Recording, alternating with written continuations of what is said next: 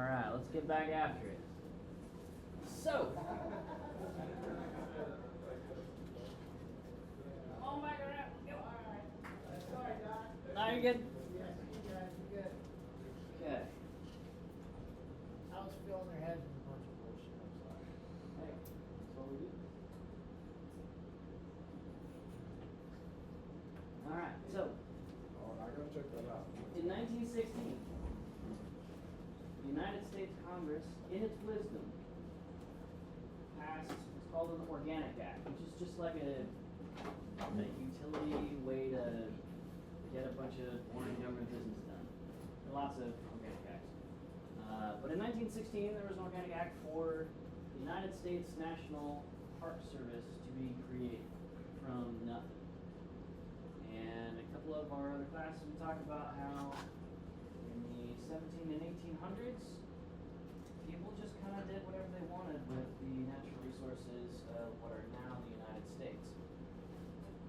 By 1903, 04, 05, and when John Muir is setting up the Sierra Club to put the idea of national parks into the national awareness of 100 million people as a new experiment, one that had never really been tried before, got some traction. And while John Muir died in sort of a very sad defeat of over Hetch Hetchy Valley being dammed up and functionally destroyed for the utilitarian use of fire suppression, places like San Francisco, for irrigation and stuff like that. He won, so he lost that battle, he won the war, metaphorically. There's not actual war fighting happening over the Park Service. Not yet, but stay tuned. Anyway, and Congress heard the will of the people. John Muir and a lot of folks like him who were introduced to the idea through the foundation of the Sierra Club, an environmental organization, and like organizations like the Audubon Society, in not jamming a bunch of factoids about Yellowstone and Yosemite and Rocky Mountain National Park and a few other parks that existed by that time. We had national parks before we had a national park service. So it was just kind of chaos and anarchy and trying to get those managed, protected.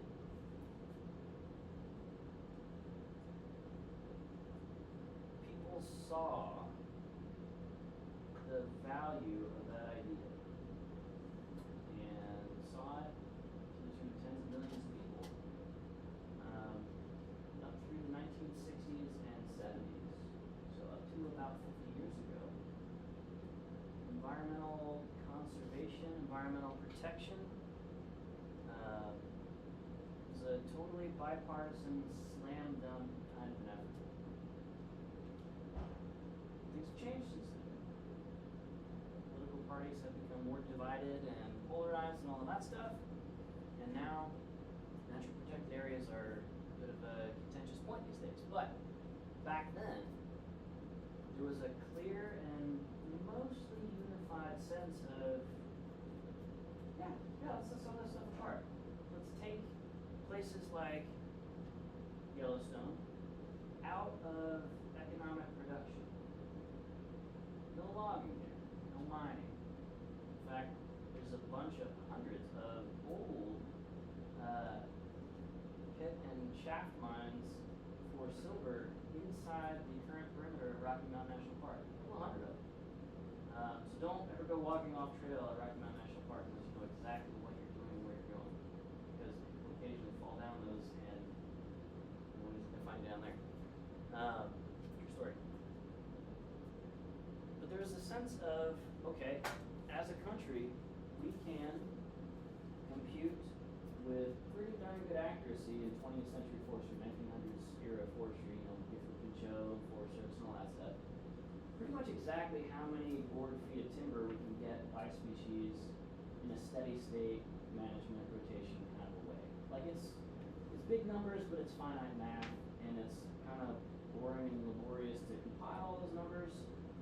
But we gotta build houses, we gotta provide board feet of timber, conventional lumber, in various useful and economically fast enough growing species to build houses and to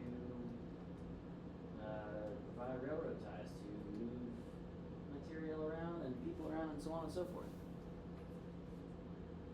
That's important. We can't have a conversation, a meaningful, value-based conversation on the importance of like national parks and stuff like that, and how we should all be getting the benefits of national parks and so forth, if we don't have enough wood for timber, houses, and railroad ties, and so on and so forth.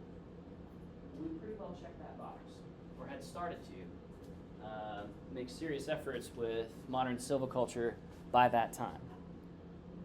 So that frees us up as a society to say, okay, we've got the basic home building and road paving and mining operations basically figured out good enough. In the first half of the 20th century, resources are not scarce in the United States. Following World War II, we're kind of the only major world power that hasn't been bombed back to the Stone Age, and the United States is doing kind of fine, thank you very much. So we're having this conversation as a country in that time about what matters beyond the mines and well-ordered silvicultural production forestry. And crucially, the surplus wealth that your grandparents and great-grandparents were generating and enjoying. As a society, is it valuable for us to have parks?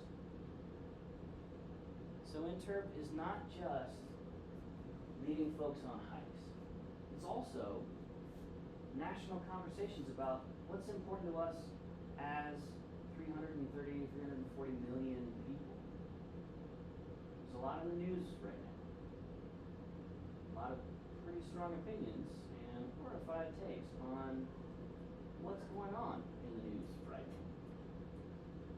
And it's important that we have that conversation. So Interp is very much about being very clear on the facts. The information, the data, the truth, the capital T, and the object reality. There is a true specific number of how many board feet of timber the United States can produce for home building and so forth. And we have pretty darn good estimates. It's not exactly perfectly the right number. We don't care what the exactly perfectly right number is. We just got to know that we got enough. Okay? So, facts, info, data, truth. Into Interp. To the value, importance,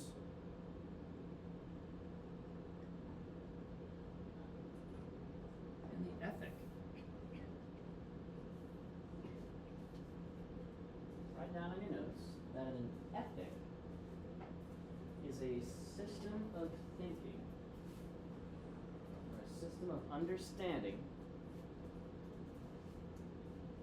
by which to understand if a thing, an act, an event, a behavior, a decision, whatever, all the stuff we do as people, if it is good. It's a way to figure out the value, the moral value, the good or badness, the evil or goodness of something systematically based on raw, dispassionate inputs, right? There's a saying in popular culture right now, the facts don't care about your feelings. We are thinking creatures. But the idea that we are personifying facts can't care about anything if you're not reasoning things through facts, not thinking in brains or organisms. Okay? So we're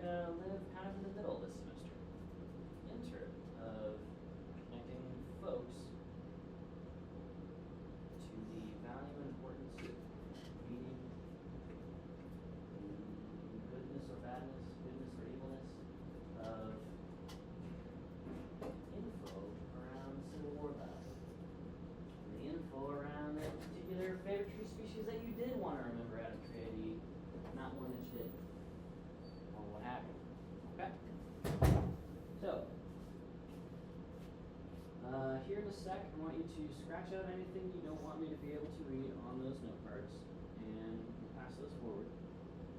So I can give you credit for that thinking exercise. And now I'm going to take out our own sheet of paper. And we're going to start a list. So blank Word document if you're using a laptop, or your notes app on your phone, if that's how you do notes in class exercises, or good old paper and pencil. This is a forestry program, so use lots of paper as job security.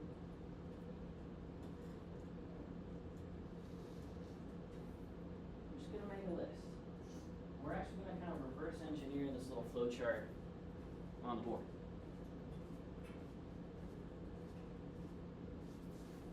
This semester, you get to choose what's important to you individually as a student in this class. What are you passionate about? Maybe it's Interp as a thing, so you might be interpreting interpretation to your classmates this semester.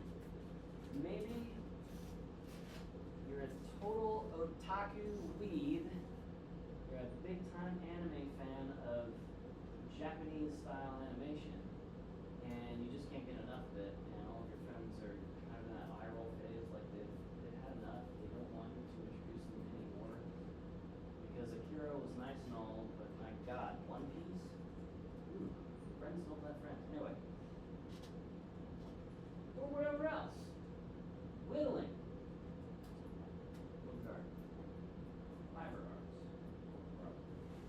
Crocheting. Dirt biking. Hogging. Anybody know what hogging is? What's hogging? Goddamn right it is. It is a form of fishing. That is the most dispassionate, neutral way of, let's be real guys. What is hogging for you? Like describe it like what it actually is. So my grandfather and father used to do it, and they basically just you get in the water and you find like where like most I think most of the stuff are catfish.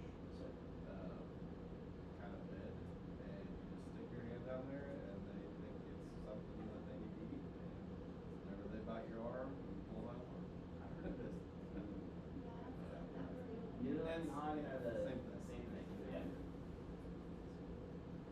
There's a guy named Mark over in University of Missouri who did a long-term research study on hogging.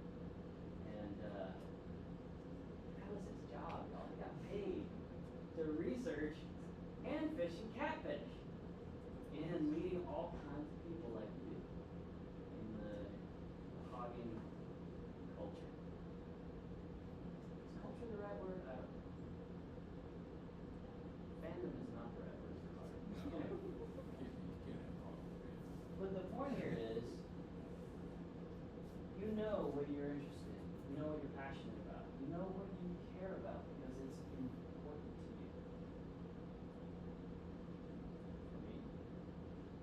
For me, is shaping our future a little bit. You guys and gals, not aiming you in a particular direction, but equipping you in whatever direction you choose to go far and to go fast. Okay? So I would interpret something like that for the purposes of this class. So this list that you're starting is a list of topics, 1, 2, 3 word phrases, just identifying whatever it is for you that you find when Dr. Park is just waxing on and on and on about values and word abstraction. Like, where does your mind go when I start talking? Put that on the list. That's something that's important to you.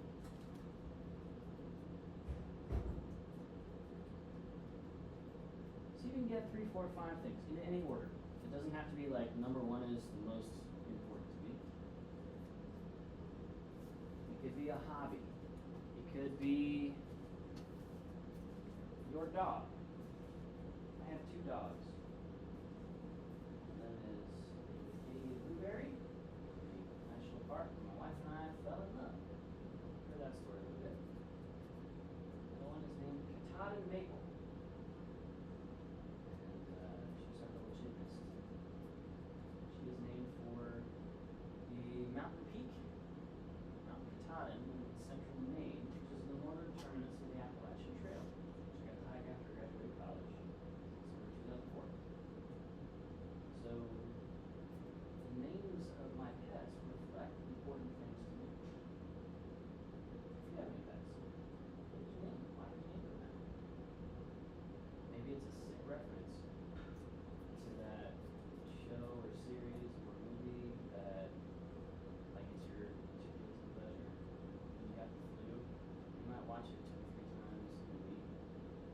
already know every line in it by heart. That's the point. You're not looking to be surprised, you're looking to be comforted by something familiar.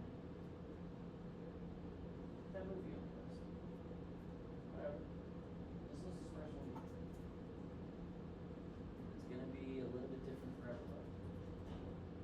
Now, the one thing I'm not asking you to put on this list is anything that you think I think is important. Don't put maples,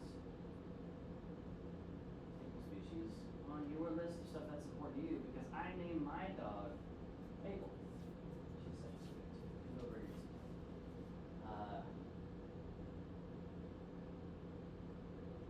I don't want you to care about what I care about. Okay? That's important. Don't tell me something you think I'm gonna like. Because that's gonna make for kind of a crazy semester for you. Okay? I got plenty of forestry topics. This is my job. So don't worry about that. Right. Take a minute. Reflect. Look through what you've got so far. Ask yourself, is there anything else? If there's a topic that you are willing to sacrifice your social standing to be right on that topic, that's probably pretty important. Like if there's anything that you are just ready to debate at a moment's notice, and like actually somebody into walking away, yeah, that's important. Okay. Whatever that might be. Alright, how many things you guys got so far? Anybody got 3 or more? Decent. Okay. Anybody got 5 or more? Excellent. 10 or more? Okay, cool. Awesome. Throughout the semester, there are going to be a whole bunch of assignments to put together some kind of interpretive experience or materials, like we saw on Monday, comic book or the Junior Ranger guidebook or an actual nature guide kind of thing, the Audubon Guide to Birds, whatever. That's interpretive, as well as education. And I want you to go to this list and pick stuff off of this list that you're passionate about, that you're interested in. Not, again, oaks, or hickories, or maples, or kudzu, or bamboo, or climate change, if that's not something that you care about. It's something I care about, but my opinions don't matter for you. Cool? Alright, so one of our contracts with each other for the semester is I'm never going to ask you, I'm going to try never to ask you to work hard on something that you don't care about. If interpretation is all about the stuff that is central to our lives, these topics are part, many people feel, of what define you as an individual. What makes you you? Part of that is how much you are into these things, these ideas, these philosophies. It doesn't have to be a physical object. It can be a mindset even. Alright? Cool. Whatever that list is for you, rock and roll. You do you. What we are going to do is look for ways in which, not necessarily that specific topic, not my dog, but canines in more broad applicability and accessibility to everybody else. What canine human companionship and relationship over the last, 10, 15, 20,000 years means for us. Why is that important? Why am I just arrested when Acadia sits and looks up at me with pupils dilated, ready for feeding? Just ready. And it just doesn't matter what I'm doing because I'm distracted now. Yeah? We'll get into generalizing, expanding beyond the thing that's important to you by interrogating why is it important to you and how is that why accessible to anybody else.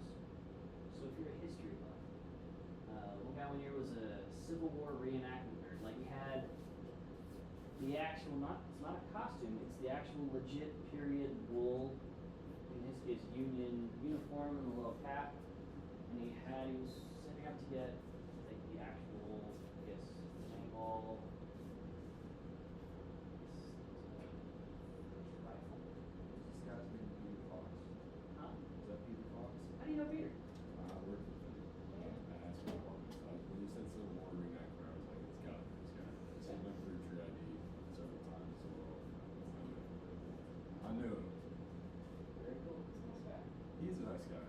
He does everything. Is he still doing the mascot stuff? I was literally just about to say, he's the mascot ringleader as well. Speaking of Peter Fox, it's going to be the mascots in this class.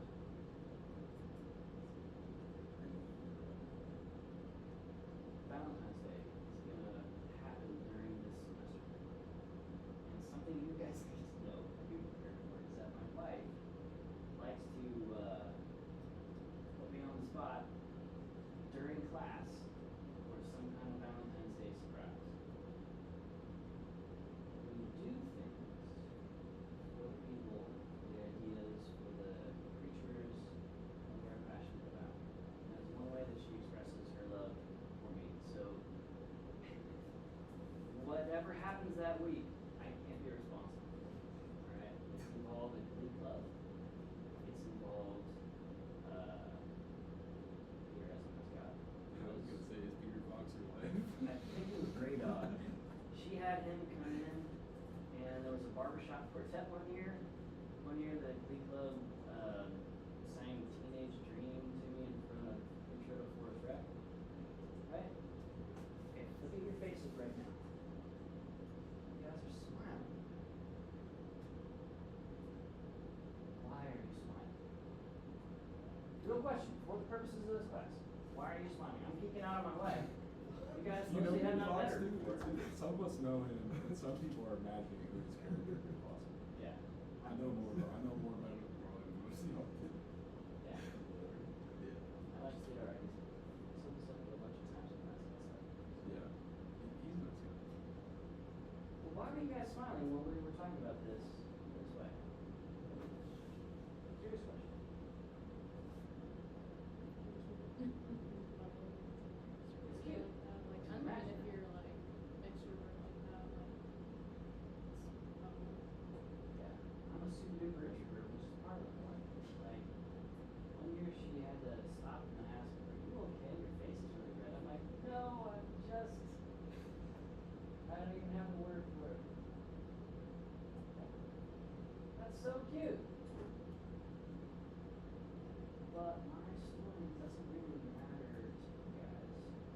Some of you are in the process of even talking about and hearing about the men's glee club in 166 in a whole bunch of really tight clothes. Like the whole glee, I don't know if it was their uniform, but it was super surprising and unexpected. Anyway, as I start talking about that stuff, some of you are not trying to imagine that has happened to me. You're imagining the face of somebody that's special to you. And maybe remembering sometime they surprised you on Valentine's Day or asked you to homecoming in high school or whatever it is, right? So the key thing that takes our Interp beyond what's important to us personally as the interpreter, as the interpretive ranger, the cave tour guys we'll see on our field trip or whatever, is identifying what am I passionate about? Why am I passionate about that? And that underlying reason is probably a reason that's common to all people. We all understand love, even if you can't conceive of the idea of the men's glee club singing Katy Perry's Teenage Dream with dancing in front of my class in like the middle of the class. It wasn't even my class is over. They were like, "Are you Logan Park?" And I'm like, "Yes." And they're like marching into the beat and acapella Teenage Dream. Right? That's hard to visualize. But that awkwardness, maybe some of you see it as romantic, maybe some of you don't, that's fine, whatever. But that sense of, or that aversion to awkwardness is common to all of us. Yeah?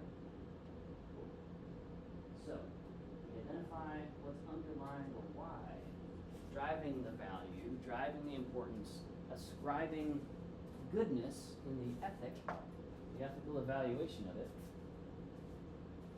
and map that out to what's common to everybody, and then connect all of our people who've maybe never been to Mammoth Cave before, or interpreting a map, and taking it from a bunch of cave ecology textbook words that he's excited about, might be intellectually interesting, but it's not changing anybody's life, to identifying what's the human experience attached to these caves. What was it like to be, what did it smell like? What was the temperature and humidity like for people 3, 4, 5, 6,000 years ago exploring the Mammoth Cave system with reading torches and not even ladders? They found torches miles back into the cave. Miles. Wow. Can you imagine doing that? And the highest level of technology you have is a flint knife. That's early as heck.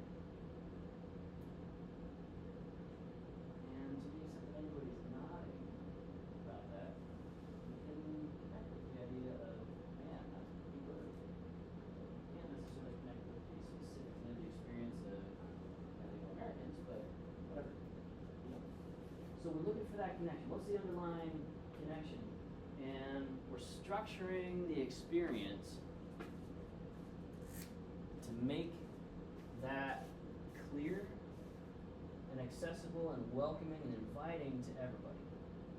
So the thing is, on our cave tours, it's not going to be, hey, I'm going to sit you guys down in a big room in the cave and spit cave facts at you for an hour, and then we're going to go back out, and we're never going to see each other again.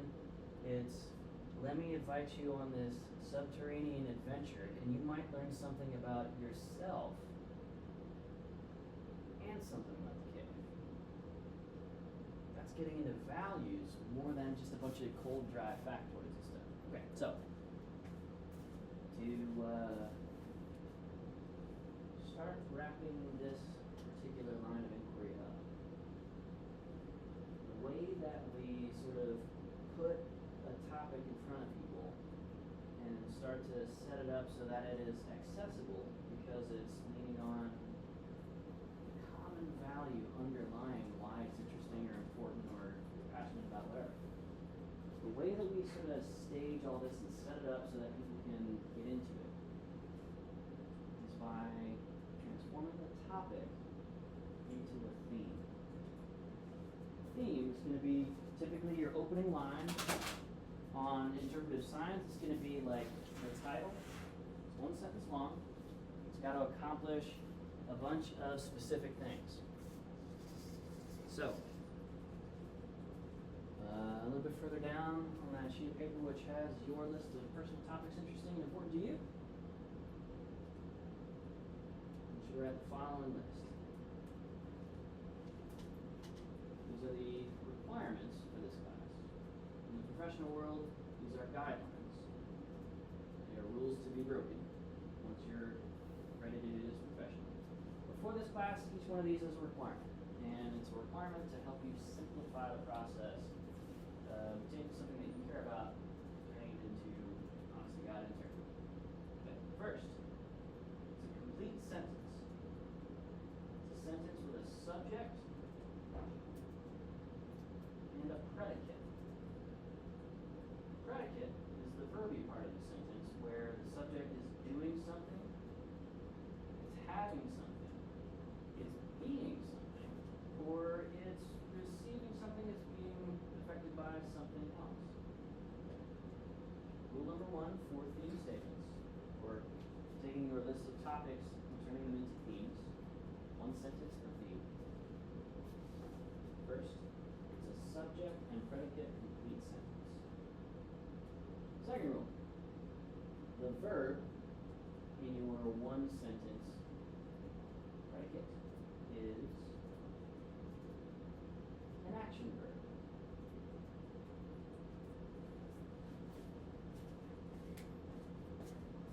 Meaning it is not a passive voice verb. It's not a statement of fact verb. It is almost every verb in the English language. We have thousands of them. Except for these. Be, am, is, are, was, were, been, have, has, had, do, does, did,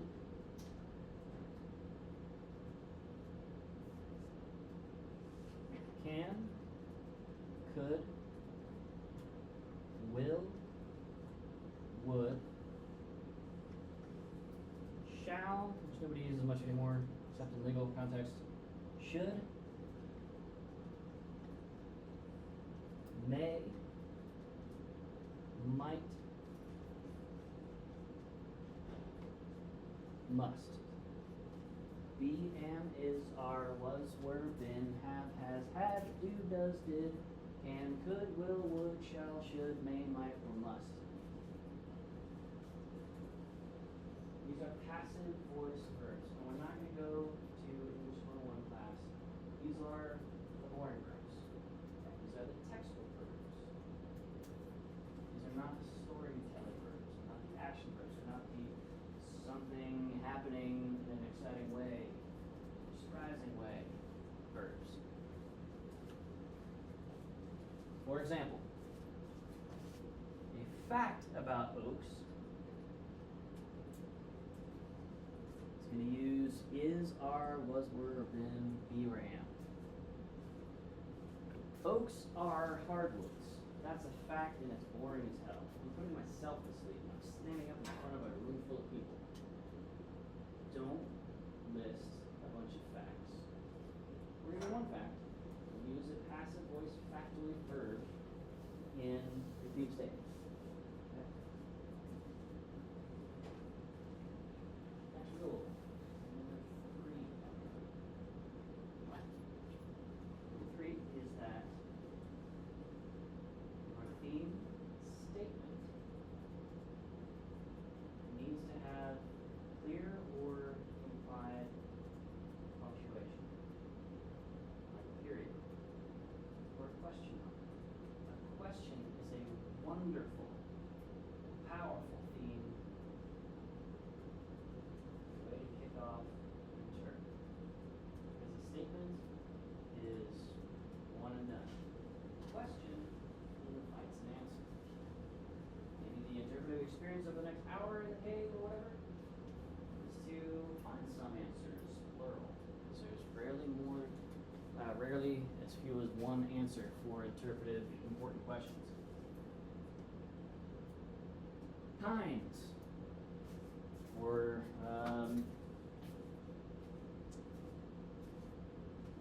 Pinus strobus is the Latin name for who cares.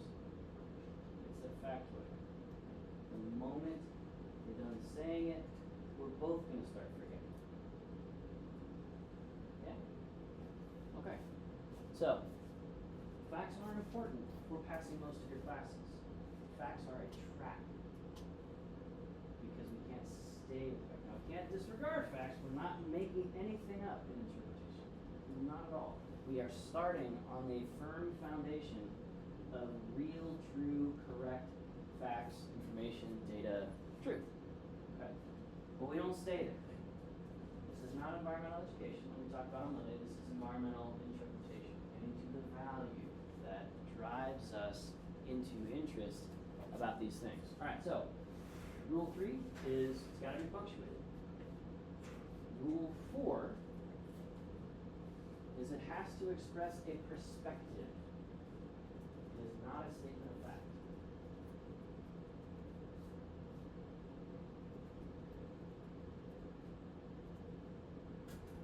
Now our next rule is direct from Friedman Tilden, the godfather of environmental interpretation the world over. It has to provoke in some way.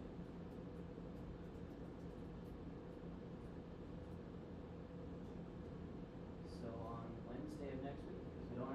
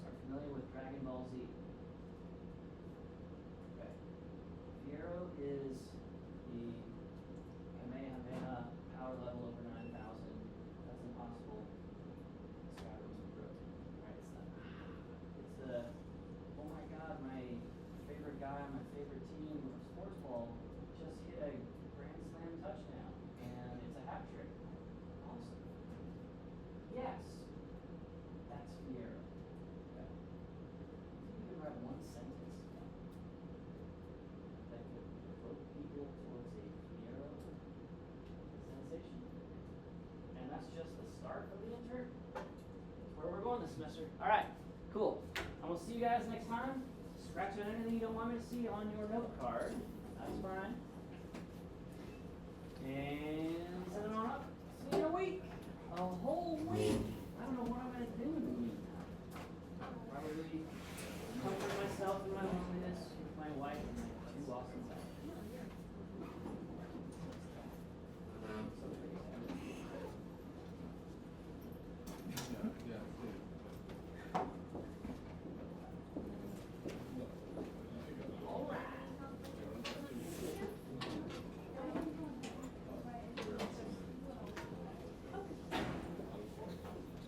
I mean, it's not like we meet at noon on a Saturday. We typically meet on Sunday night. Yeah, exactly. I still have one day back. My trip back home is 3 hours. And then my husband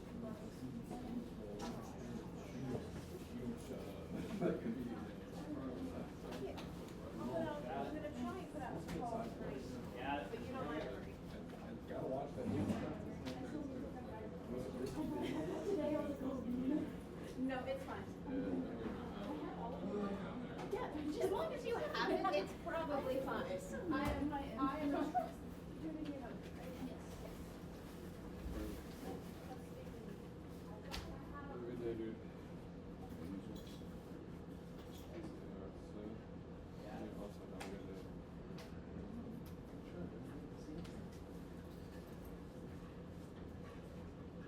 Got it. Sure.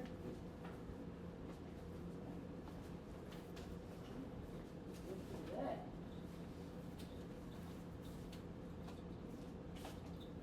So I have to ask, Yeah. because you brought up one piece, what is your favorite straw hat? So I actually don't watch One Piece. I watch, I know, at this point, I don't know if like 1,000 issues or episodes of maybe the Switch manga. Anyway,